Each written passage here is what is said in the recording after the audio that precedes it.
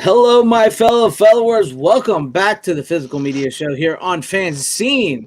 With me tonight, as always, are my partners in crime, Tom and Runner. How you guys doing this evening? I didn't do it. Nobody saw me do it anyway. Anybody can prove anything. I didn't do shit. How's it going? Doing good. How you guys? How you doing? Yeah, hanging in there. Yeah, we got a good show for you guys tonight. Hopefully, it's a I good don't make show. no promises. We'll try our best. I mean, we are just I don't know. But anyways, thank you all for hanging here with us tonight. Let's say hi to some of the people in the chat, and we'll get started for you guys. And we have Random Brad Creator sending us the good vibes, as always. Always glad to see you here, Random Brad. Tim Hayes, welcome to the show. Tom and Runner, I don't know. They might be a little late tonight. I don't know where they are. I can't get a hold of them. But we'll see if they show up. Runner might be at Best Buy or something. Who knows? No. Oh yeah, totally. Fuck your Best Buy, dude. Your Best Buy. Dude, I haven't been there in quite a bit, honestly. I can't believe that. That's a surprise to me. Welcome, Steven, Deleted Scenes. Glad to see you here. Happy birthday, Steven, by the way. Everybody in the chat and everybody watching, wish Steven here, Deleted Scenes, a happy birthday, and give him a present, sub to his channel. Happy birthday, man. Yes. Let's see. Style selection section says, let's go. Yes. I don't think I clicked on it. There it goes. There you go. And welcome, style section. Hail, Bryant Barth. How are you? Glad to see you here as always. The chat's jumping on me again. Where's everybody at here? We got Ace Hanlon. Howdy. How are you? Tyrell 72. Good evening to you as well. Corley and Rogue. Welcome to the show. Let's see. I think I'm got about it. Oh, and we have Sean Stackhouse. Greetings, Sean. Glad to have you here Sean. as well. Yes, glad to see you in the chat. And yes, happy birthday once again to Steven. And what's up, Joey? Glad to have you here as well. So, yeah, we might be getting to the titles that we brought for you guys a little quicker tonight because there's really not much in the way of upcoming new announcements. Not really. Yeah, I didn't see much anything good announced this week. Nothing that I can even remember off the top of my head. And usually I'm like, oh, I'll at least bring that one up. And I didn't see nothing today. So, yeah, I had a feeling I thought we were going to get some Shout Factory announcements, but yeah. Watch it be tomorrow. It'll all drop tomorrow when when the physical media stuff is like. Yeah. The only thing I could say is like anybody that bought what's it call it from Vinegar Syndrome with the chick from Saved by the Bell, Showgirls. Showgirls. Yeah, there's a replacement program going on. There's an issue. They fuck up now. I didn't even hear about that. I think there's an audio issue. So there is an automatic replacement thing. Yeah, they're good about that. Yeah, I've never had to do anything to get a replacement from them. Yeah, so you should. However that works. Anybody bought that? I think they said it was an audio issue, is what I read from them. So, well, it has both the 2.0 and the 5.1 on it. So I'm curious. Yeah. Yeah. Speaking of Vinegar Syndrome, have you gotten your shipment in, Greg? From them? I have not. I have not got my shipment in yet, but it usually You got yours? I didn't. No, I Tom. Tom got his. Oh, really? Yeah, but I had pre-ordered the one package or whatever where I got. The February or what was it? Where it had not just Showgirls but all the other stuff. Yeah, all the package. Yeah. Yeah, and the monkey movie, Primal Rage or whatever. Oh yeah, I did start watching that, but I didn't get it finished.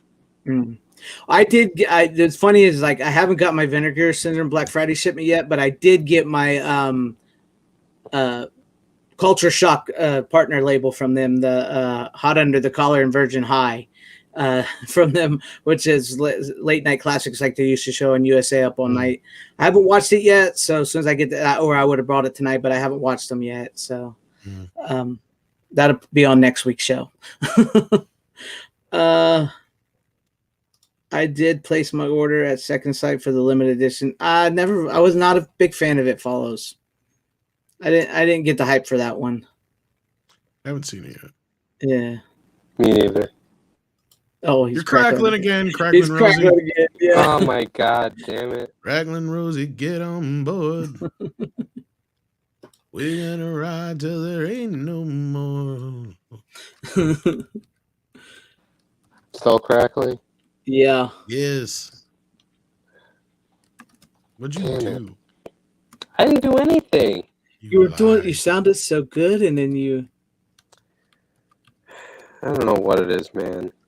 Well, since you're crackling so bad right off the bat, and you got more than all of us, go ahead and do your first pick of the night. Since there's really nothing else to cover other than the Showgirls thing, and there wasn't really any new announcements. So go ahead, Runner. Okay, so this first movie I found at a record store that I've never been to that's near me.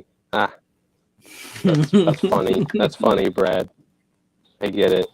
I was looking through some of their physical media that they had because I didn't know that they sold any. I just didn't really notice the store at all, but I looked through their selection. I bought a few other things, but You didn't want to miss a thing, though, did you? No, but like I was looking. He's not going to get it. Jesus Christ. No, he didn't. He didn't get it. I'm sorry. It would have been the end of the world if you didn't check. Okay, I understood that reference. Yeah, because you didn't want to miss a thing. Yeah. I don't want to close my eyes. No. Oh my god! Fuck off, Greg. Now you just gave it away, you fucking asshole. I think I kind of did before that.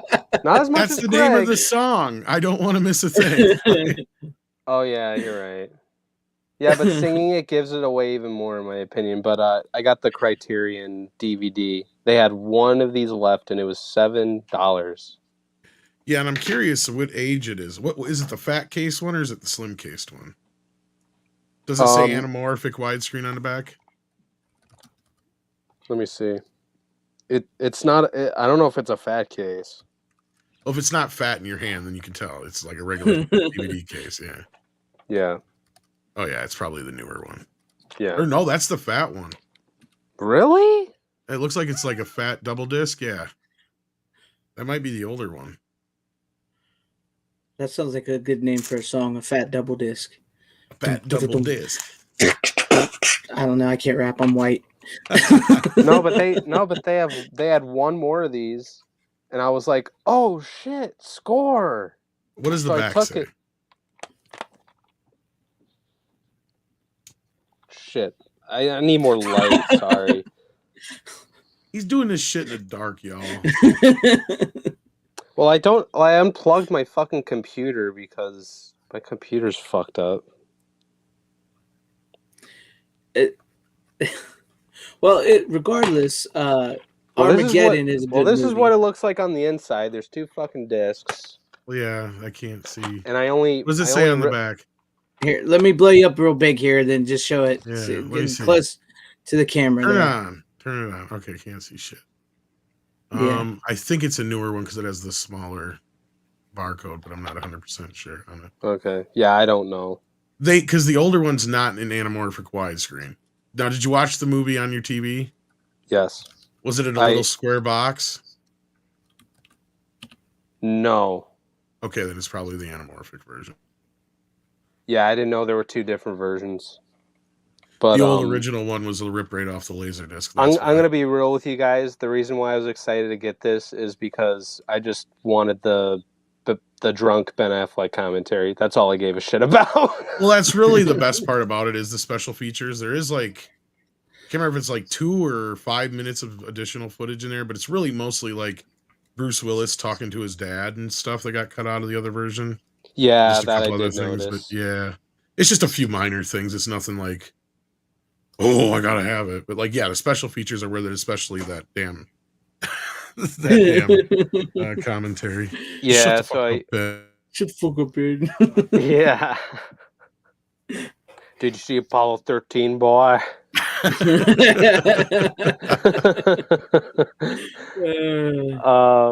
No, but that whole like commentary bit, like all around, like all seriousness, was like really good. Like it was like basically Michael Bay's commentary. Same with Jerry Bruckheimer, Bruce Willis, and Ben Affleck, sort of all together. But it felt like it was like edited, not like they were in the same room or anything.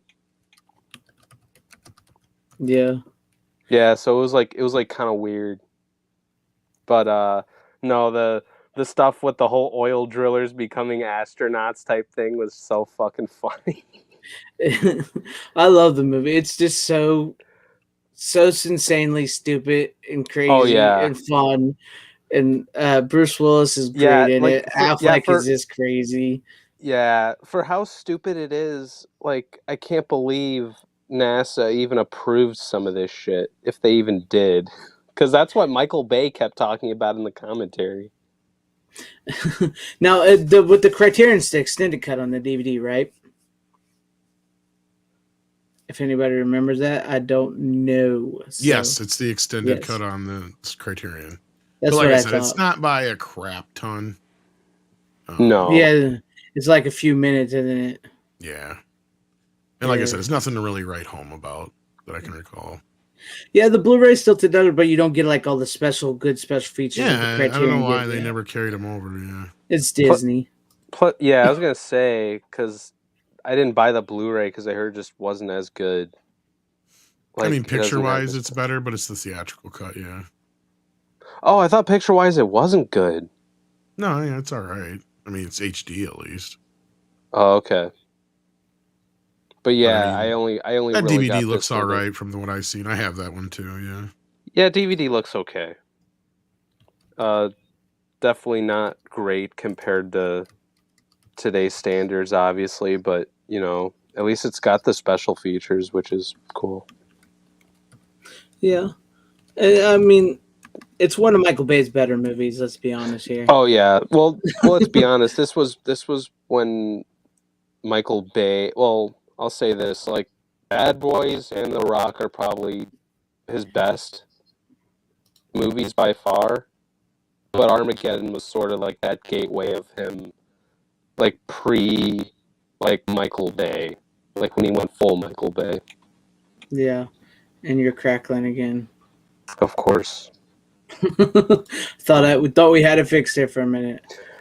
It never will. Never will. But yes, that is a good pickup there, Runner. It is good and it's a great movie. And Billy Bob Thornton is great in it. I mean, it's got a heck of a cast in it. Anytime Billy Bob Thornton comes on screen, Ben Affleck will like try to do an impression of him. It's fucking hilarious. Just randomly will like say some shit that is like very Billy Bob Thornton like. But yeah, I agree. It's a great cast. Keith David's in it too. Oh yeah, it's got Owen Wilson, Keith David, Billy Bob Thornton, Bruce Willis, Ben Affleck, Liv Tyler, Michael Clark Duncan. It's a great cast and it's just absurd premise. It truly is like when you think of a popcorn summer type movie where you just go to have fun, damn the rules, damn the science. Armageddon. that's what you have. Yep. Did you actually watch the movie or just the commentary? Well, I've seen the movie before I even bought the disc or bought this thing, so I just watched the commentary. I get you. Brian Barth, I seen your question here. I don't think this is his best. No. Oh God, I mean, no. It's a great movie and it's a great role, but no, I really think Die Hard is his best. And yeah, Die Hard. Yeah, I know you have problems with Die Hard. You're one of the weird ones. No. I like Die Hard. I just don't think that's his best. You fucking asshole. I do think it's his best, but he's done some really great work. I think Unbreakable's better than Die Hard. Sorry.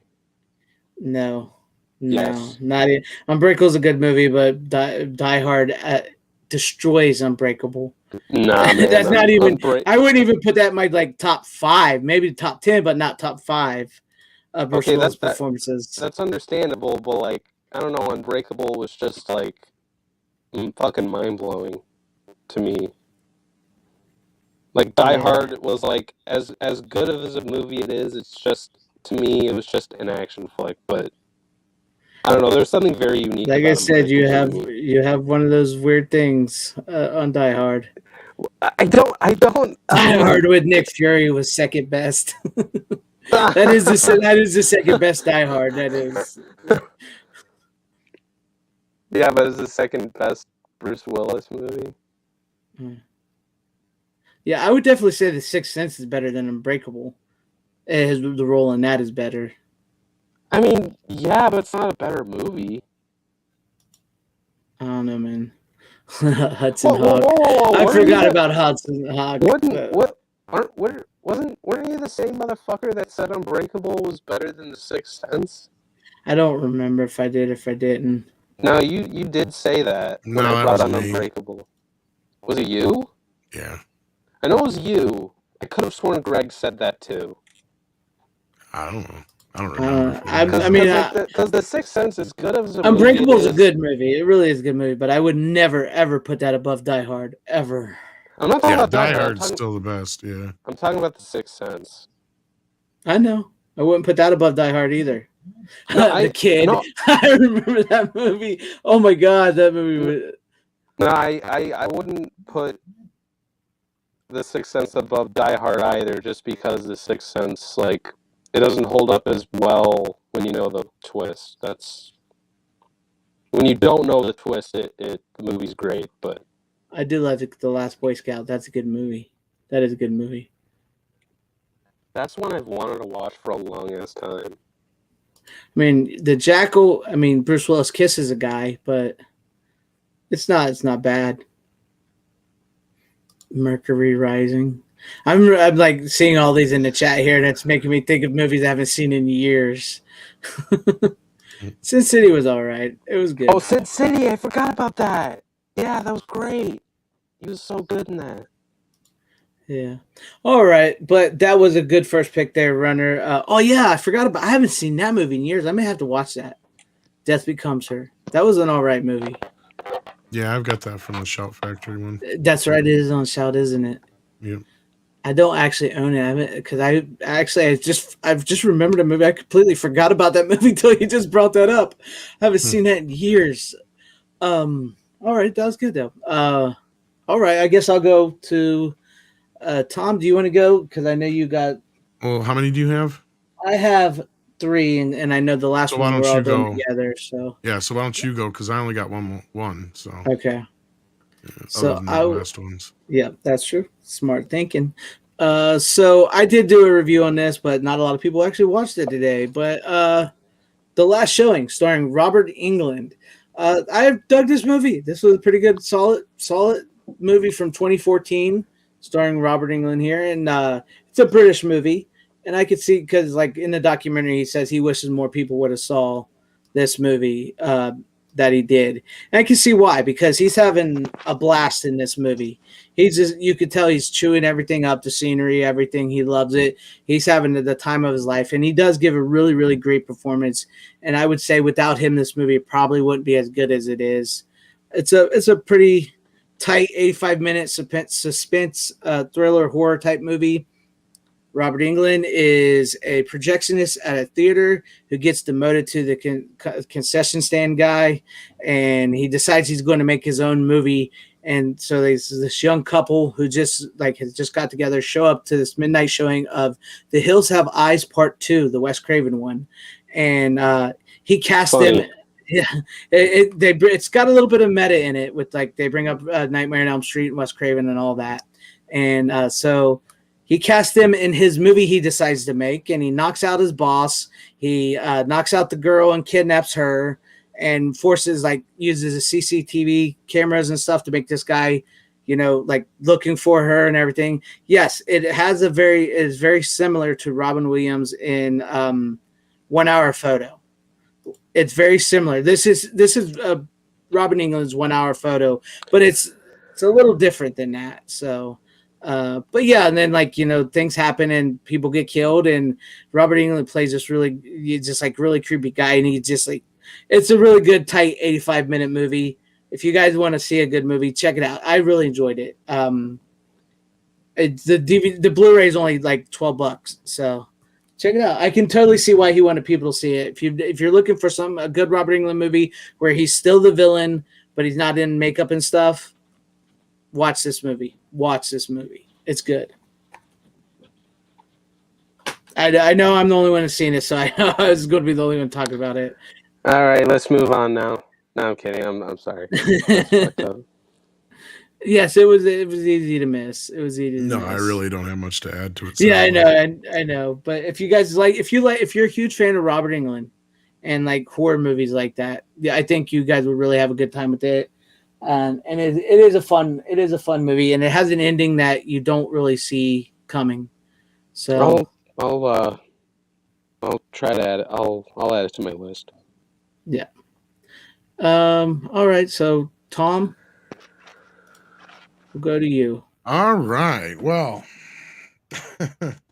this is an interesting movie I stumbled upon in my Kino Lorber sale package, one of them.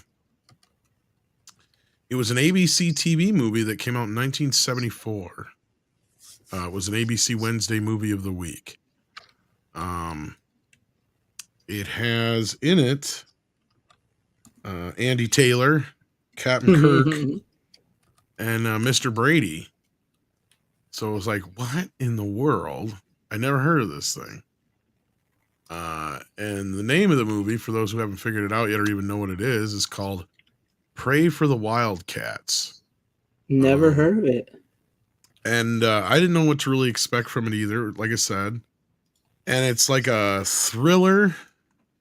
But the basic is Andy Griffith plays this philanthropist, I think, or whatever you call it. Like,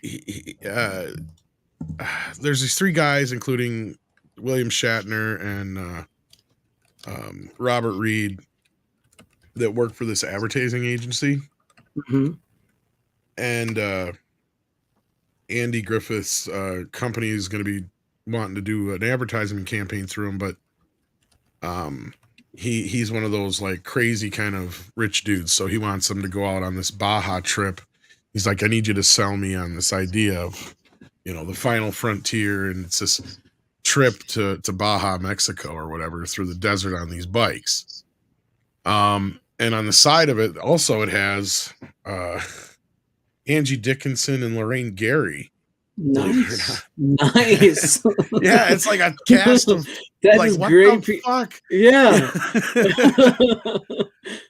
And it's the weird thing is so William Shatner is going to get fired. He knows he's going to get fired. And so he decides on this trip he's going to kill himself. And he had an affair with Robert Reed's wife, played by Angie Dickinson, and he's married to Lorraine Gary's character. Yeah. And so there's that whole dynamic, and then you start to realize as you get going that Andy Griffith's character is a bit of a, not just a recluse, but he may be a bit more psycho than you think. So it really does kind of boil up to this kind of suspense thriller kind of thing, and it works for what it is. It's really slow moving. I'm really curious if anybody else in the chat has seen it before. Steven has, as far Did he? as Okay, I'm not surprised Steven has seen it. I was figuring either him or Tim may have seen it. Yeah. Or some of the older guys maybe, but it's it interesting. like I can't necessarily like recommend it, but just for the fact that it's got like William Shatner and Andy Griffith and Robert Reed in it alone. I want to see it. I want to see it now. Just kinda that sounds amazing. And again, like, it's not like the greatest movie in the world. It's just your basic standard TV thriller of the week. And you could clearly tell like William Shatner or Andy Griffith was really into dirt bikes at the time. And so this whole thing probably came together as like this deal just for them to be able to Baja on dirt bikes for a couple of weeks. I have an idea for a movie, so yeah, really. I mean, that's what it felt like to me, kind of, because I mean, it is a bit slow moving at first. I mean, but it does get going, and yeah, it's not too bad. It was all right. The name of it was Pray. What Pray again? Pray for the Wildcats. Pray for the Wildcats, Stephen Luther. Yeah, I'm gonna have to look. You say that was on Kino, right? Yeah, Kino Lorber. Yeah, I'm gonna have to look that up. Now the weird thing sounds is it says it's only 92 minutes, but I'm looking on this thing here and it says the 87 video version ran 100 minutes, which is weird. Huh. I don't get that, but I don't see anything here about it being any different other than that. So that may just be a typo or something. No, it was all right. I mean, it was a made for TV movie, so I doubt there would be much for deleted scenes. I mean, they kind of write them and film them to be 90 minutes. So yeah, because of the commercials and stuff. So exactly, yeah. And this is a made for TV movie, so it even has like, you know, the fade out for commercials and all that stuff. I love those little when they fade out and then cut in back in. I love that. But I'm gonna have to look that up. That's going on my list. It was in the sale. Hopefully they still got it left. Yeah. Hopefully, I missed that one sale they were doing right now. As long as they have it in stock. Yeah, I might have gotten it for like $7.99. I can't remember if it was a $7.99 one or a $9.99 one, but yeah. Yeah. I'm gonna have to look at that. Just because I want to, whether regardless of how good it is or not, I just want to see Andy Griffith and William Shatner in a movie together. Just because that just sounds, and plus the whole cast that you mentioned, the women and everything. Well, what's funny is Robert Reed was the only one who was really technically working at this time. Right. He was still on Brady Bunch at this point. But like obviously, you know, Kirk and Andy were kind of in between things. Yeah. But then because Andy also, I believe, had enough. Because these TV movies of the week were almost like, not all of them, but some of them were like set up to be backdoor pilots. Mm-hmm. And I think it was Andy who had done another one that did end up being a backdoor pilot to some short-lived show he did in the 70s, but I can't remember the name of it. But yeah. So yeah. Have I seen Romero's Night Raiders? I have it, but I haven't got a chance to check it out yet. I do have the Shout Factory disc though. All right, that sounds good. I'm gonna have to look that up, and that's going on my list. And great first pick. I mean, me and you had movies that nobody's seen other than us. Yeah, it was just one of those movies. I just had to watch it right away the moment I got it. I was like, I got to see what the hell this is. I had no idea what to expect from it. At first, I won't lie, I was expecting just from the cast alone. Yeah, I was expecting something more like Wild Hogs. Mm. So I was expecting it to be like this. You know, we're going to call back to our days of high school, the Wildcats kind of thing. And I'm starting to watch the movie and I'm like, what the fuck? This is like some soap opera-y kind of shit at first. Cause it's all like the dynamic of the group. I mean, it starts off with a motorcycle deal, but then all of a sudden it goes to their like family lives. And then at first I'm like, is this like a backdoor pilot for something? But then you realize, oh no, he slept with his wife. And, you know, these two are kind of having this competition between themselves. And then you got this younger buck who is the third advertising guy. I didn't even mention he's kind of like a hippie dude, but he's trying to like climb his way up the ranks, you know. And again, I don't want to give too much away because most of the bulk of the story happens in the last half, and you know, a lot of it's just kind of lead up to that. And then once you get to that point, there's like this demarcation point where something happens. Mm-hmm. And I'm not going to say what or allude to too much, but like, you know, because you're already going into it knowing that William Shatner is trying to set himself up to kill himself because he takes out a $200,000 life insurance policy. He's, you know, had his back and forth with Robert Reed's wife, and all that kind of business. So yeah, it's an interesting movie with Angie Dickinson and all that kind of stuff. But like, yeah, it's good. I mean, she starts to freak out because she figures it out right away that he's going to go kill himself. Right. So like this whole thing is like playing out at first, but then it takes like this left turn. About 2/3 of the way through or halfway through or so. I just want to see it now. I got to see it now. So I'll be looking that up. Definitely. And it wasn't really a swinger thing, Joey, either, because there's this really weird, intense scene between Angie Dickinson and Lorraine Gary. And it just shows you like, man, they got lucky to get these kind of actresses and actors for the show. Because like it would come off so cheesy because they have this great scene and she's like, because Lorraine Gary is like painting the living room, so she's going through swatches and talking to Angie Dickinson, and out of nowhere, Angie goes, "I slept with your husband," and Lorraine just keeps going and going and going. She's like, "Didn't you hear me?" And she's like, "Well, what do you expect me to say?" I knew. And she's like, "Well, do something, say something, scream at me." You know, it's this great fucking scene, but like if it was like two bad actresses, it would come off like a fucking soap opera. Yeah, like It's a great little scene, even though it's just those two women having it out in a weird way because it's Lorraine Gary's so refined or reserved, and Angie Dickinson, who is actually the one who slept with her husband. Yeah, she's the one screaming and hollering and acting like she's been wronged in some way. You know what I mean? Yeah, and it's like, it's just a great dynamic between the two, and then how the whole thing works out in the end. It's a really interesting story. Again, I've gone on too long, but no, I'm enjoying listening here. Do you remember liking it, Steven, at all, or? Yeah, Steven. Because I guess it showed on television a couple times throughout the 70s, but I think only 2 or 3 times. But I guess evidently it did get a video release in the 80s. I wonder if the video release, since it's longer, maybe it adds commercials or something, or previews. I don't know about that, but maybe they're just counting the trailers in the beginning of the video. Yeah, that's what I was thinking, that stuff in the beginning, not during the movie. All right. Well, it sounds good.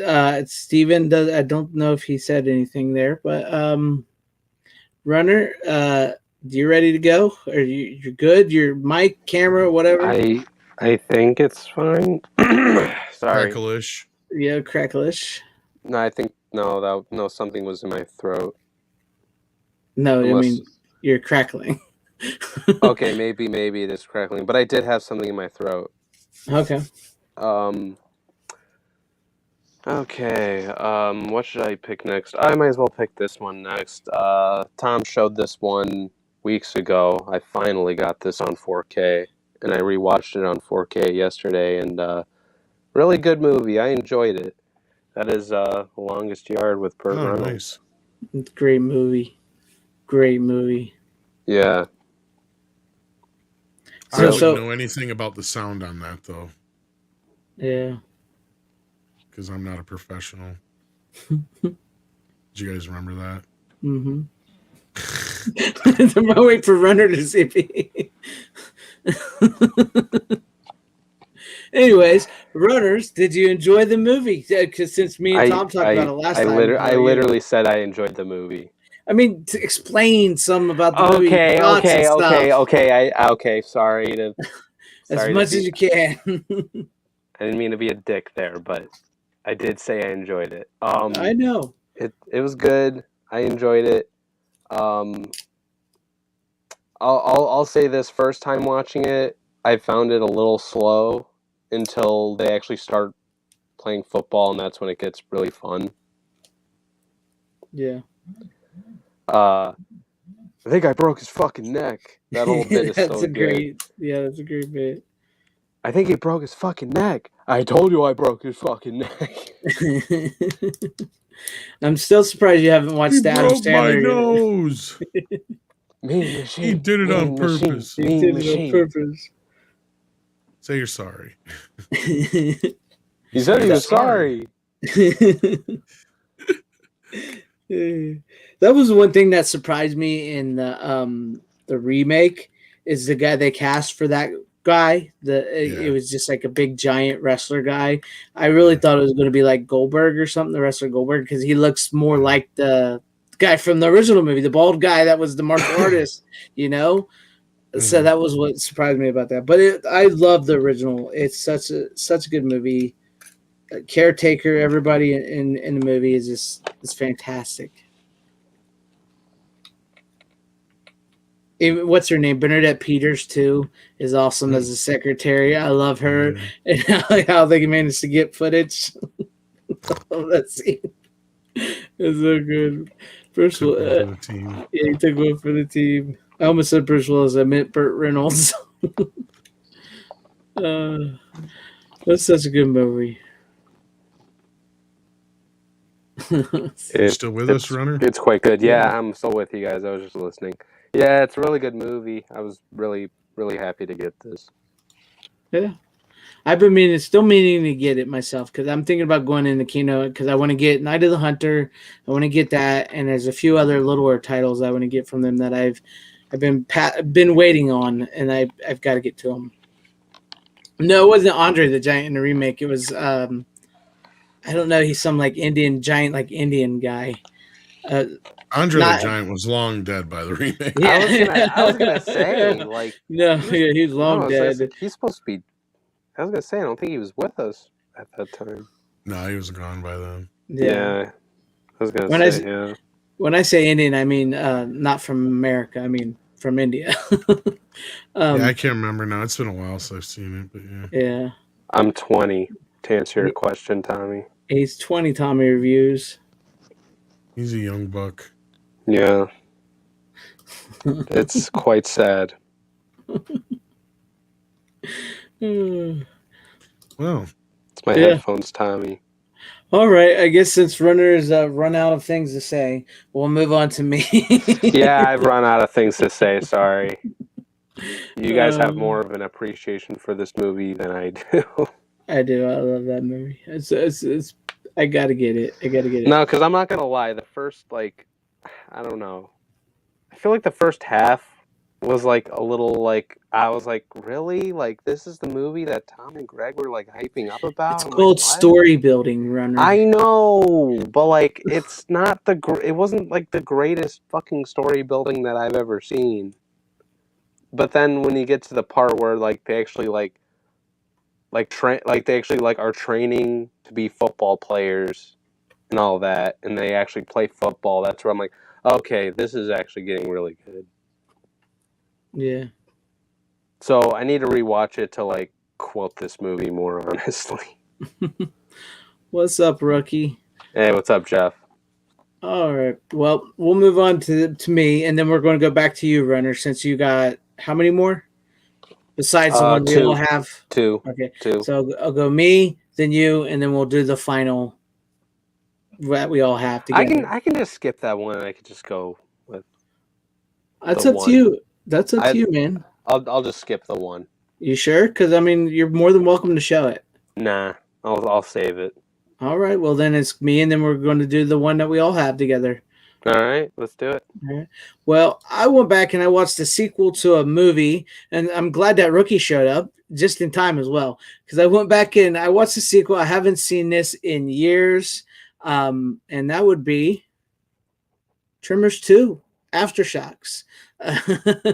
I've just got a hankering to watch part 2, and I just enjoyed the movie. It's a good sequel. I mean, we know that the first Tremors not necessarily needed a sequel, but I don't mind the second one. I think the second one is a really great sequel to a really awesome film.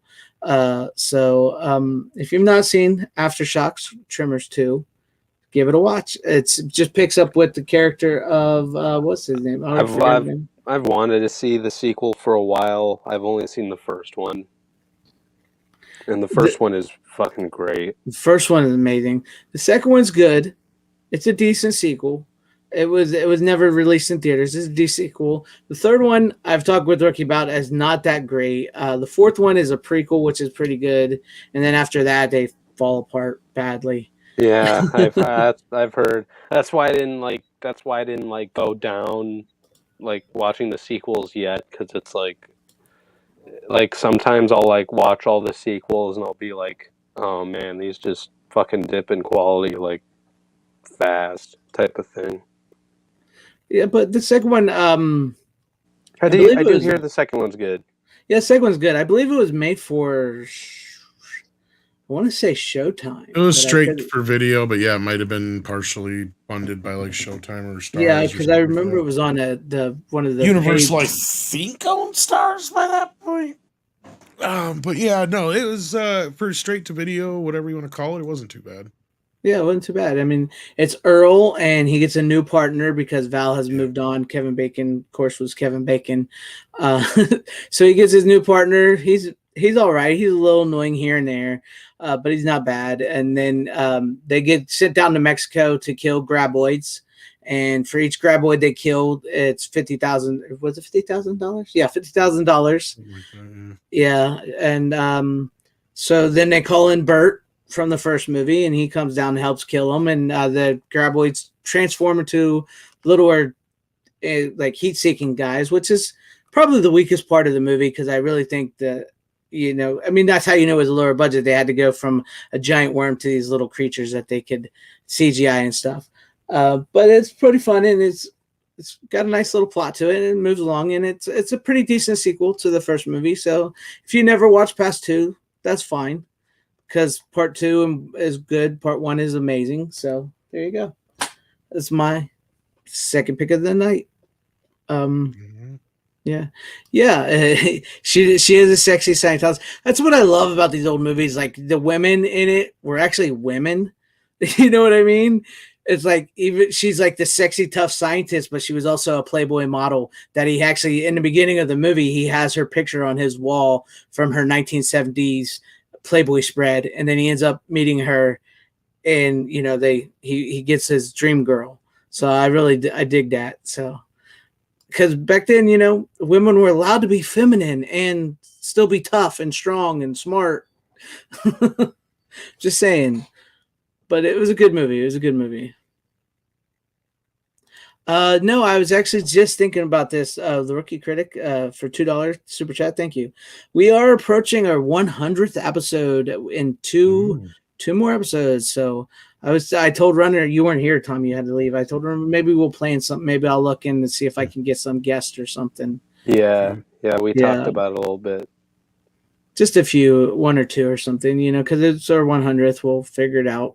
We'll figure it out when it gets closer. And it may be tough, though, because it's going – I did the math. It'll be July 5th is when we do our 100th episode, and that's the July 4th weekend. So maybe there'll still be people home, or maybe we'll see how it works, who we can get. But thank you for the $2 super chat, Rookie. I appreciate that. I'll give you a little something. Don't do this, man. Please don't go this way. I just had sex. I'm about to eat nachos! It's the greatest moment of my life! I still love that clip. Dude, I remember that, dude, I remember the first time I saw that, it was like on Instagram. That was like the funniest thing I had seen at that time. I thought that was amazing. I wouldn't mind seeing what you got in your collection, Sean. That would be cool. We'll see. Like I said, what's coming up, I have to get it all planned out, see what everybody's schedule, and see what we can figure out to do. But we've approached the segment of the night where me, Tom, and Runner actually, this was really not planned. We kind of just synced up with this. It was not planned at all. This was not planned. It maybe had something to do with the movie that was released here recently that made us go back and want to watch something that was actually good. So yes. Who wants to show their whatever they have of it first? I'll do it first. Runner, you want to go first? What do you got there? Here you go. Batman and Batman Returns. Do you have your other ones with you too? The other Batmans? Or do you just have the first two? No, I have the 4-pack collection, but I watched Batman 89 and Returns last night. Those are the only ones I watched because, those are the best. Yeah. All right. Tom, do you want to show your Batman set that you have?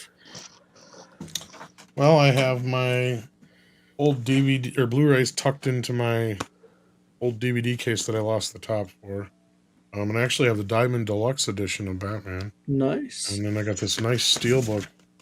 And this is something I want to bring up because I wish they would just do a nice steelbook selection of them with like the original versions of like the this one would be the snow one.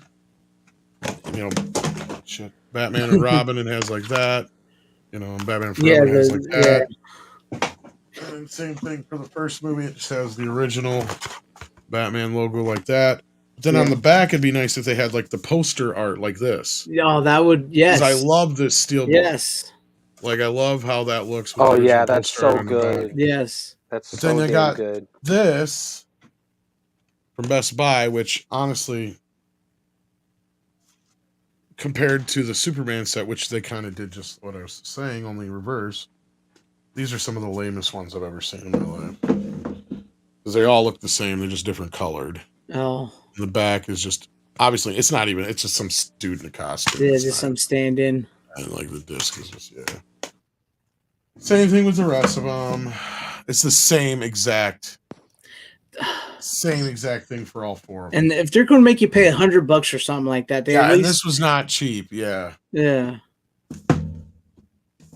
And of course, Batman and Robin is red, and the back is Batman and Robin. It's not even the real pictures. It's obviously It's fake. I couldn't dude in even. a I couldn't even. costume, I couldn't yeah. even see their nipples.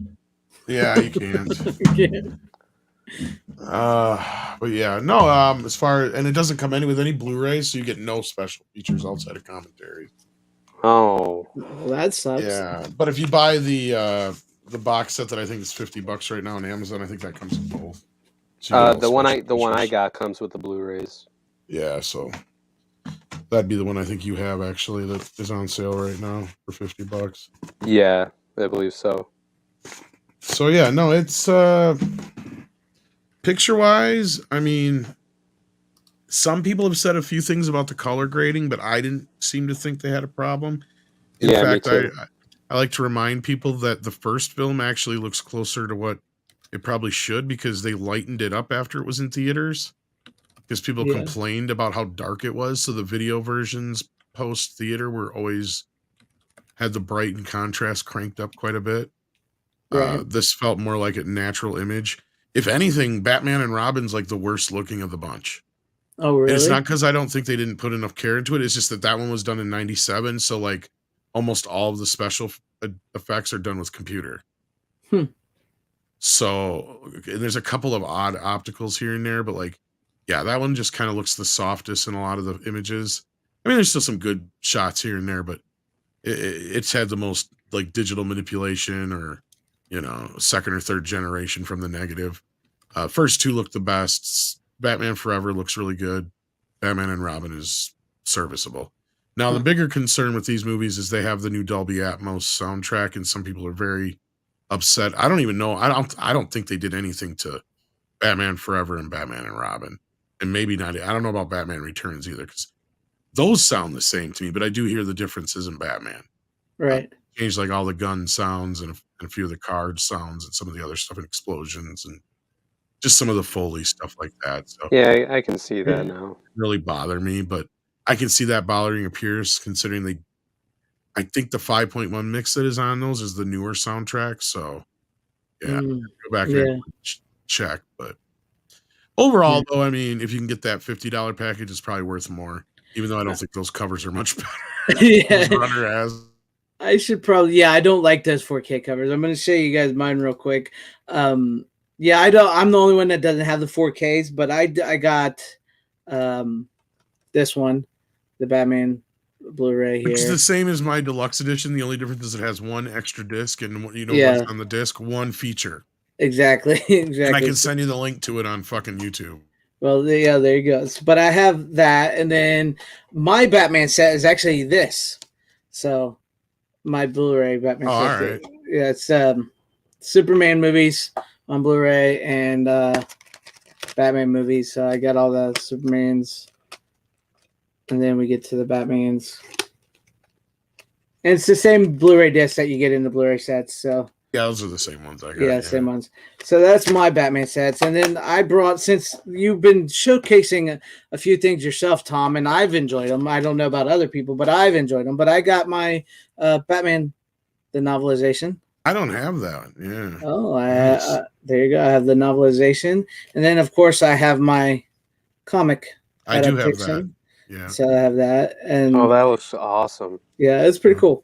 It's pretty cool. And then just to show you these, because I saw the only ones I kept. Oh, I got those. Yeah. The second series. Then actually on this side there, it's Superman. On the other side, it's the one. It makes the when you lay out the cards, it makes like a giant poster type thing. That's the Superman things on the other side there. And then I just have these two packs I've never opened from. Nice. Batman Forever ones are ones that I got to get again. I'm actually looking at those. So I think Flair did some and Topps did stickers. Yeah, my Batman Forever ones are Flair. So yeah, which is weird. It means they must have did two licenses. They did a Fleer license for the cards and then a Topps license for the stickers. They must have. Yeah, be my guess. I figured since I didn't have the 4Ks, I'd bring a little extra special along. And it is pretty funny that we didn't actually plan this because we all just sort of watched it. Right. And I love the first Batman movie. It's Batman and Batman Returns are just like incredible movies, and I love. I know a lot of people gave Batman Returns some crap, but I love Batman Returns. It's a great movie. I watched Batman Returns last night, 1:00 in the morning, and it was fucking great. Oh yeah, I love them all actually. And Batman and Robin actually took a step up in my book here recently too. This is the first time I'd watched in like 10 years, and I'm like, you know what? I kind of had fun with it. It was cheesy, yes, but the thing is there's a verisimilitude to the world of those films that you really can just kind of step back from it and really just enjoy it for what it is. Especially Batman Forever and Returns this time out, I enjoyed a lot more. Yeah, I mean, with some of the stuff that we get today, The Flash, going back and watching movies like Batman Forever and Batman Robin, they're better. I mean, even though they were considered at the time bad movies. Yeah, I watched Batman Forever not too long ago, and I actually enjoyed it a little bit more this time. I think Val Kilmer is really what saves the movie. Like, his performance was so good. Well, the bigger problem is Akiva Goldsman was the only writer on Batman and Robin. He had other people writing with him on Batman Forever. Yeah, I'll do it. But I had fun with them. I love the old Batman movies. You never rub another man's rhubarb. I love that line. It's like when she's like, they're all in her house and they're like doing that fight and everything, and then like I'd love to see when she just passes out at the end when the flowers pop, because she's just fucking, she had one of the worst days of her life right there in that moment. Hello, legs. Yeah. It's such a good movie. Dude, you want to get nuts? Let's get nuts. Yeah, you want to get nuts. Dude, I don't know. Tom, that's more up your. I think it kind of would not, but I don't know. I honestly don't Batman, we'll see. Yeah. I wouldn't bet on it. What's sad is if it does happen, that'll probably be the one thing I'll be looking forward to, which is kind of sad compared to other things coming from DC. I wouldn't be looking forward to it. Well, and you and I saw The Flash. Yes. Yeah. I saw enough of The Flash to know that I don't want to see the full movie. Oh man. Thoughts, everybody. It sounds like it was an amazing, incredible movie. I've given most of my thoughts on other streams, so I'm gonna let. I haven't really talked about it as much. Let it out, Runner. Just let it out. Okay, so where do I begin with this? I went to this movie just out of curiosity. I asked a few friends of mine if they wanted to watch it. I was like, hey, are you guys like interested in watching The Flash Thursday night or whatever? And like, they're like, yeah, sure, yeah, let's just do it. And so I hung out with them. I hung out with my friends, and there are a few things I enjoy. Keaton was fine for the most part, but I felt like his dialogue was very predictable at times, especially like certain lines that he got. But the best part of this movie, if anyone's gonna ask me what the best part of this movie is, it's Ben Affleck, and he's barely in the fucking thing. I saw his suit, and that's an ugly ass suit he's wearing. That suit! It's a horrible suit. It almost makes George Clooney's silver suit in the suit Batman and Robin look not so it's bad. so bad. I see him with the Wonder Woman in them, and I'm like, that is horrible. No, that suit did look really bad. I was not digging it. The whole weird like shaping of it, and his like padded plates and shit. Like the circle rib cage thing. Like, yeah, that's what I meant. I'm like the circle. I'm like, why? Like it just looks like it looks like a 3D printed like armor or some shit. Like I'm just like, why? Like otherwise, like I'd take the bat Like- nipples over that any day. Yeah, that suit was not good. I'll say this: his performance as Bruce Wayne when he's like talking to Barry was actually like really good. I was just like, damn, like he just plays such a good Bruce Wayne, like in that scene alone. But other than that, the whole story's a fucking convoluted mess. I couldn't stand Ezra Miller at all. It was bad enough that there was two. Actually, there's 3. Basically. Oh yeah. Well, yeah. technically it's the same. Technically, twice. yes. Yeah. Yeah. Hashtag Barry killed his mom. Yep. Yeah. The fact they couldn't even put in the reverse flash because that's, I mean, it just. Yeah, and oh my god, I'm like, it's so dumb. What else? What was I gonna say? Well, obviously the elephant in the room, the CGI, Oh, that was bad. horrible, and that whole bit of like the director saying like, oh, it purposely looks like shit. It's no. They just didn't finish the effects. Yeah, and Exactly. the fact that I'm he's just like- also I'm just like- saying that he brought Nicolas Cage in and filmed his scene live. that's horse. It's just like, are you kidding me? I seen it. That's pure. There's no way they filmed a live action Nick Cage and then just CGI'd over him. I'm sorry. That is bull It fucking looks bad shit. too. Yeah, it's Oh bad. no, that whole like bit just like that whole bit was just bad. Like it is some of the like worst nostalgia bait I think I've ever seen in a movie. And there's been other bad nostalgia bait, but like especially the part where Keaton says the "Let's get nuts" line, I just groaned in the theater. And even in the trailer, when I heard it in the trailer, I was like, that sounded horrible. Oh, that was bad. Oh, It that was just bad like, it was too. so cringy just to hear it in that trailer, the way they had him present it. Yeah. I mean, I'll say this about the Nick Cage thing. I actually laughed in the theater when he was like fighting the spider, but like every other cameo, quote unquote, was just like I didn't care for. Like the Christopher Reeve one was soulless as fuck. Like it just looked bad. Yeah. And like Adam West is in it for like a little bit too. Oh, it shows Adam West. That one I didn't know about. I knew about the All the Christopher Reeve cameos are one. dumb as hell. Oh, they're Yeah. dumb. They're No, all pointless as fuck. They're literally like a clip show. No, yeah, that's what it was. George Reeves, I mean, was in it. I didn't know that he was in it until I saw the movie. I knew he was. I seen most of them, but I was like, I didn't bother. It's just because they look so bad. Yeah, they did not look good. I was just like, oh my god, it was so bad.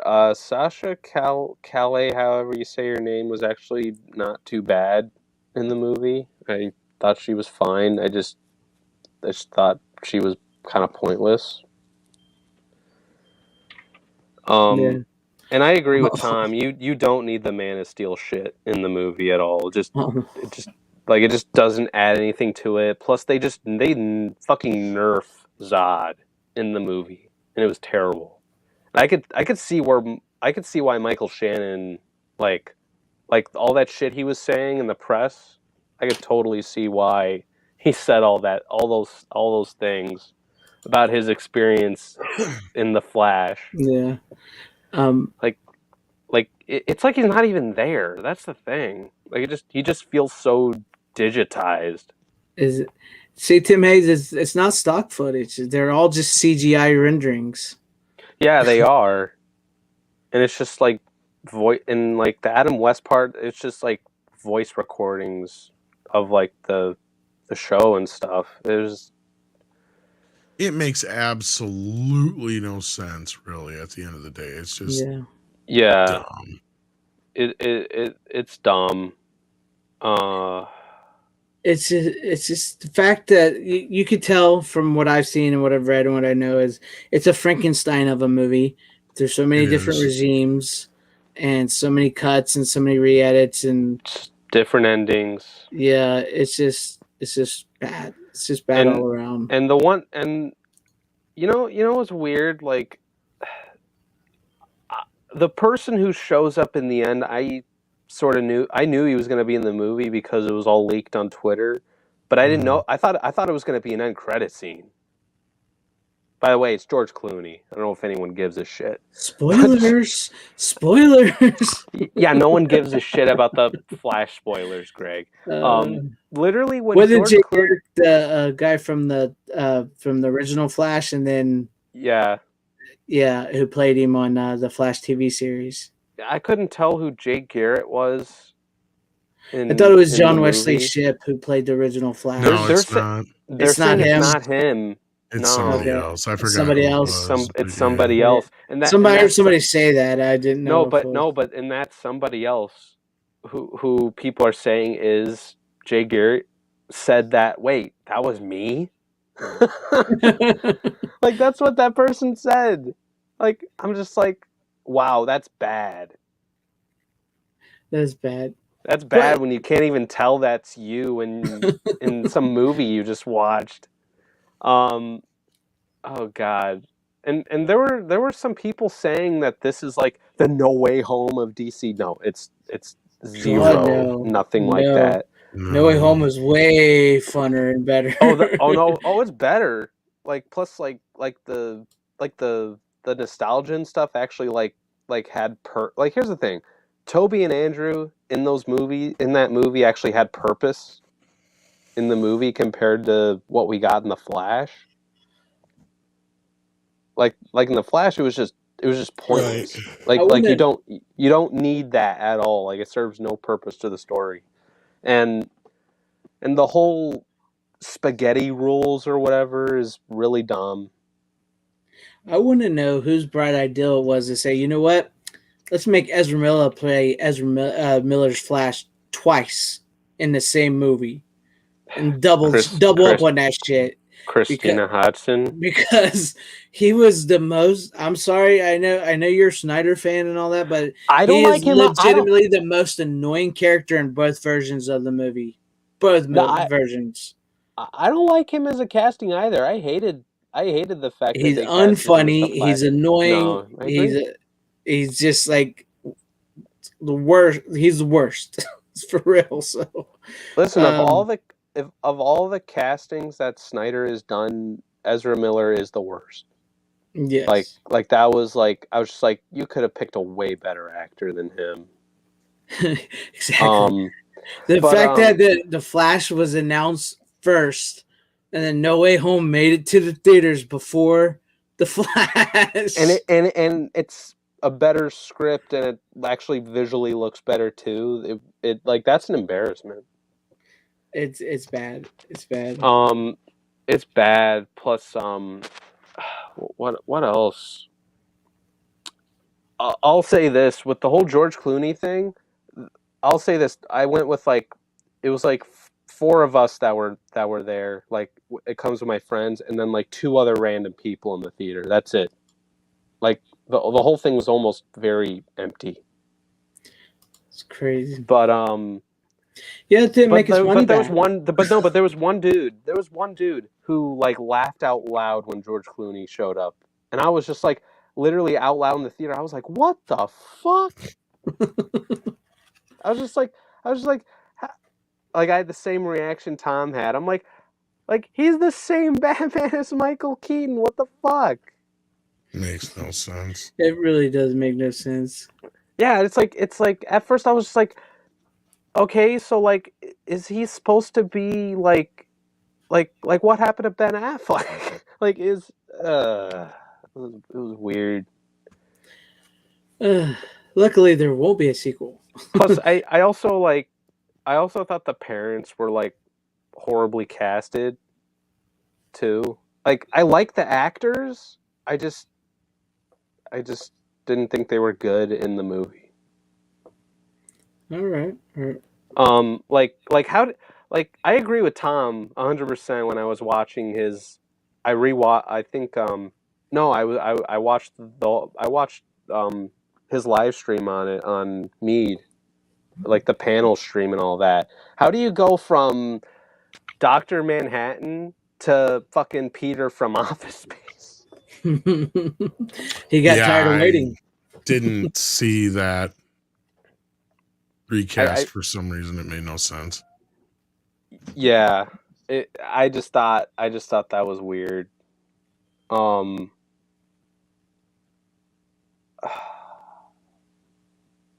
What else can I really say about this movie? And I'll even say this, there are some references, like the Eric Stoltz Back to the Future reference kind of gave me a chuckle. I'm not gonna lie, but at the same time, I was thinking about this in the theater. I'm like, oh, some people aren't gonna understand the joke. There was a lot of that I noticed. Yeah. And there's a whole Easter bit. eggy shit in the movie. Yeah. Yeah, it's like, oh, Eric Stoltz is Marty McFly in this world, and Barry's like, no, it's Michael J. Fox, and all the guys in the apartment are like, oh, you mean the guy from That's the guy from Footloose. And it's like, no, that's Kevin Bacon. It's like, oh, the guy playing volleyball and flying planes and shit, and like, oh, really? He's fucking Maverick, and it was weird. Yeah. So but that whole bit sort of like tells Barry like, oh shit, I broke the universe and all that, and I'm gonna be real. The whole bit where like when Michael Keaton shows up and he tells the two Barrys that, oh, Gotham is the safest place, I'm like, I just don't buy it. I don't know. And you know how like Barry's dad, you know, gets accused of killing the mom and stuff, and like Tom said, you like they didn't like introduce a third party or anything, and when Tom like Barry killed his mom.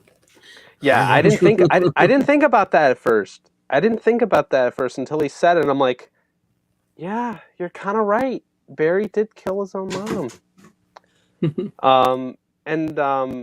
No, but the part like where Barry goes to court, and it's like how fucking like it's like what was I gonna say?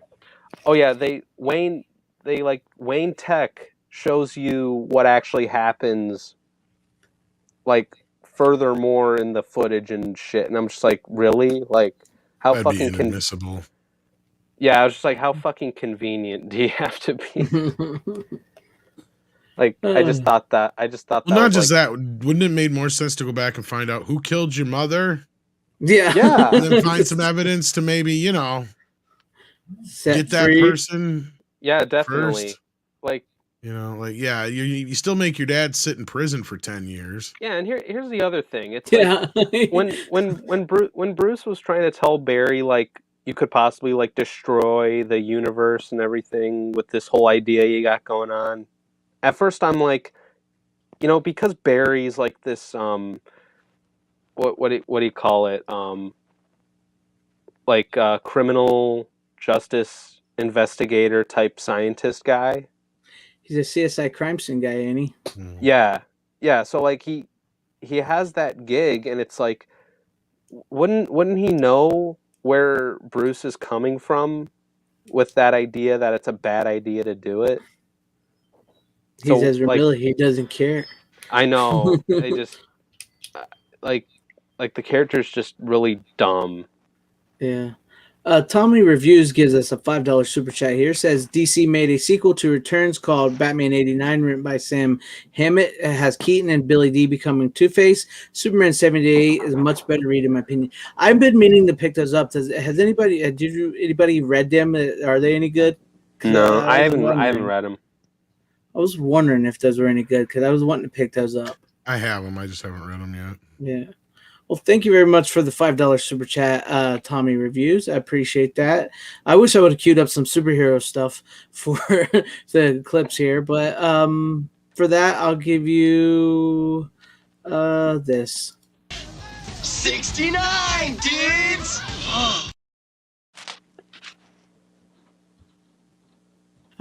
Just felt like a Bill and Ted thing. Okay, so we've heard Runner's thought. Tom, do you want to say anything on the movie, or do you guys go and talk about the original Batmans? I mean, I pretty much said everything I can say on the new movie. As far as the original Batmans go, yeah, I mean, they still hold up. I mean, kind of touched on just about everything we could with them. They're really. 10 times better. Yes. Yeah. They're good movies, and I had fun watching the first Batman last night. Because I watched it yesterday, the Batman '89. I keep saying the original Batman. I keep, Michael, or not Michael Keaton. Oh my gosh, his name just slipped and we said it earlier.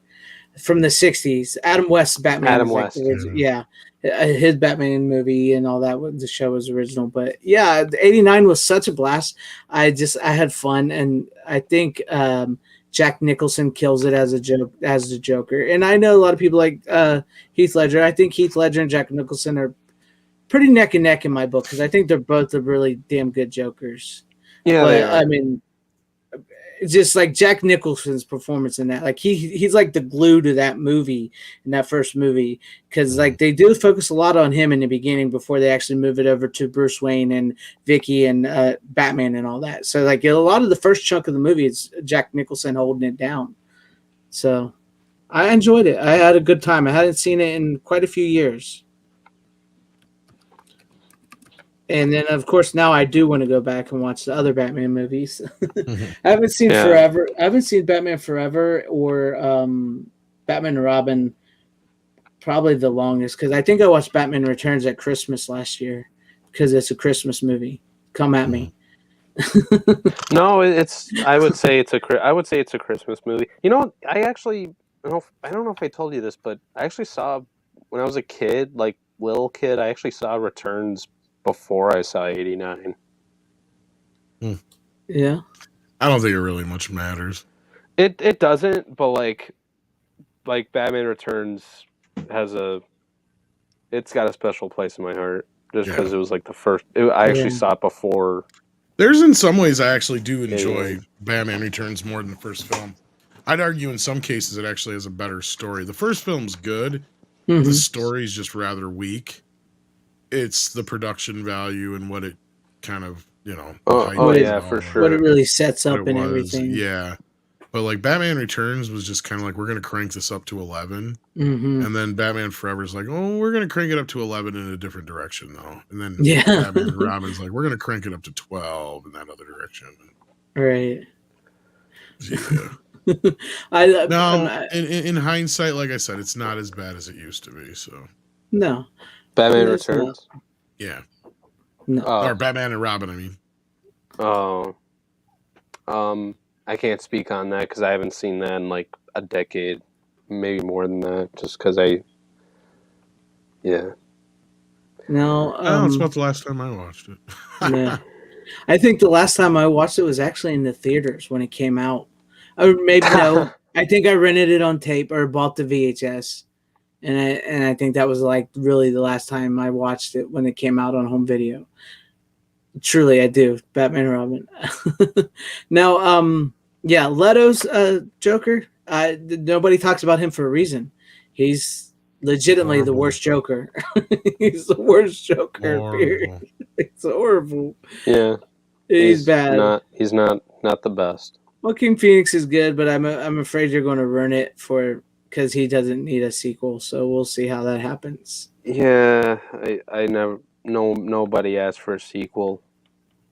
If you want like classic Joker, like Joker comic book-esque, like classic Joker, Jack Nicholson, you'll get your money's worth on that. That's like, he gives an amazing performance. If you want more like the performance is good, I agree. But in terms of like comic book accuracy, I'd say there are aspects to his Joker that do kind of bother me, but overall, good nonetheless. And if you're looking for like a modern day, like just like a great performance type Joker, it's Heath Ledger. So yeah. So yeah, that's what I would say. And I don't. And to be fair, I don't hate the casting of Jared Leto as Joker. I just think some of the material given, I think specifically in Suicide Squad wasn't good, but I think even if he had a capable director, I think Jared Leto would have earned it as Joker. Really? I Yeah. don't know. I think he'd be okay if given, because honestly, I didn't hate him so much, like the very little bit we got in the Snyder cut, but that's just me personally. I thought it was a better Joker performance. Not saying it was great, but for what it was, I'm saying it was better than in Suicide Squad. It's Leto as Joker. I mean, I think he should stick to Morbius. Might as well. Yeah, might as well. But yeah, Cesar Romero is also fucking good. Yeah, Cesar Romero is really good Joker too. Yeah. He's like campy classic comic book Joker, and I would Yeah. say that Jack Nicholson's Joker is more like the '80s Joker that you want to get, and sort of similar to like how the Joker was first introduced. Because a lot of people forget like Joker when he was first introduced in the comic books, and that was like early days. He like killed like 20 or so, I can't remember how many people, but he kills a lot of people in his very first issue that he shows up in. I mean, like he's just straight murders people. So I would say that people often forget how evil the Joker was introduced. So, and I think Jack Nicholson does that very well. The question would make a gritty noir mystery film. Yes, I would like to see the question. Yeah. That episode of the Justice League where they focus on him, if you've ever seen it, that is an Yeah. amazing episode. I love the question. And That was plus Jeffrey Combs. I was gonna say, Jeffrey wasn't Combs plays his voice. Perfect. I can see Jeffrey Combs in his younger was days with- playing the question. I haven't seen Justice League the cartoon in a while, but that was with the Huntress, right? Yes. Yeah, that was a good episode. Yeah. Yeah. That was really fucking good. Shit, I forgot what I was gonna say. Okay, I'll say this after watching Batman Returns again. I hadn't seen in a while. I liked Danny DeVito's Penguin less after rewatching it. Not to say I don't like him at all in the role, but I didn't love it as much watching it now. I like him. But No, I love Danny DeVito, but I'm not as big of a fan of him as the Penguin. I get you. But here you go, Tommy Reviews for the $2 super chat.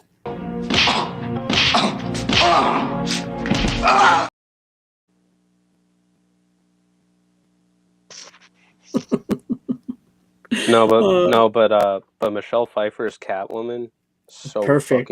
fucking good. Yeah. It's so smoking hot too. Yeah. I agree. And I already told Greg this backstage, but watching the part where Christopher Walken pushes her out the window was so fucking funny.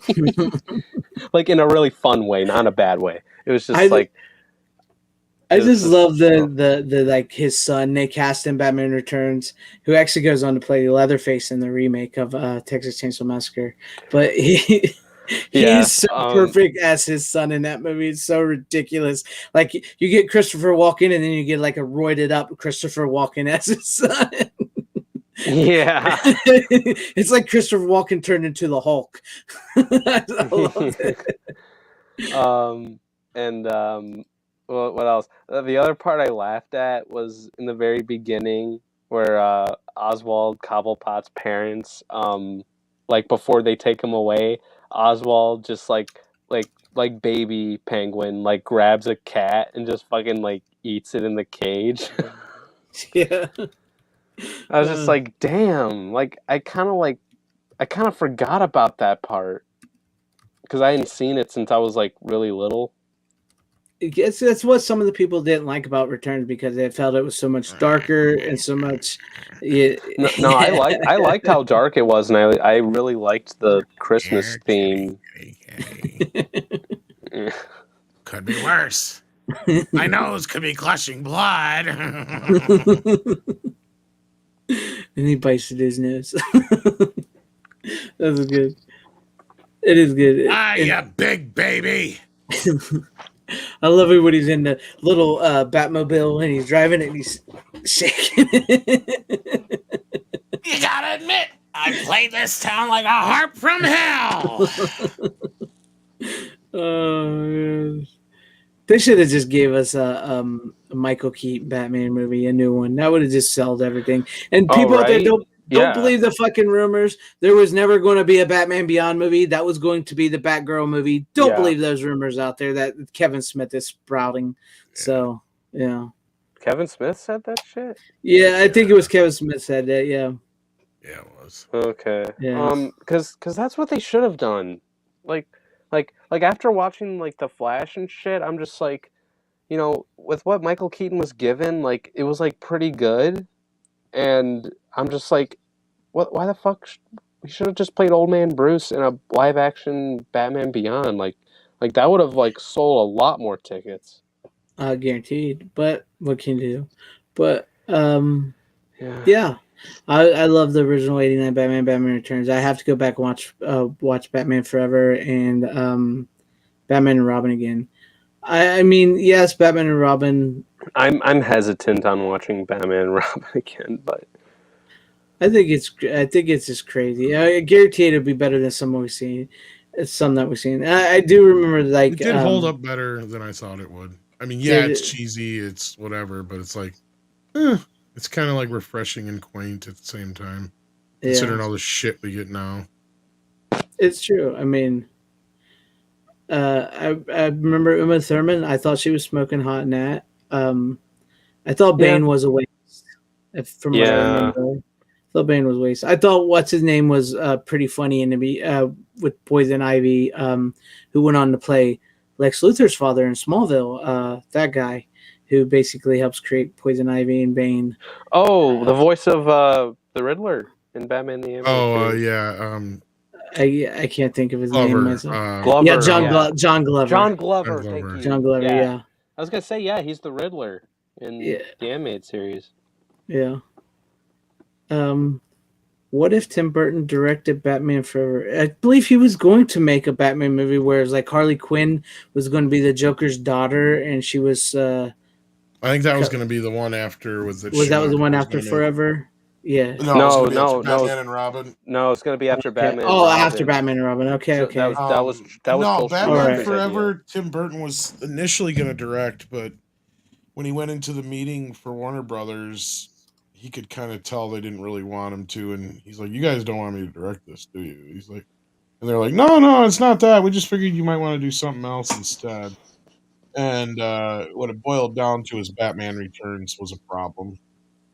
It did well in the box office, but like it really shook up all the licensees because of the Penguin stuff and how sexualized Catwoman was.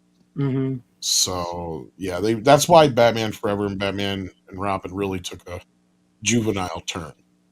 More like the campiness of the 60s. Sort of. I even hate calling it camp because even the original show takes itself sincerely. It's more.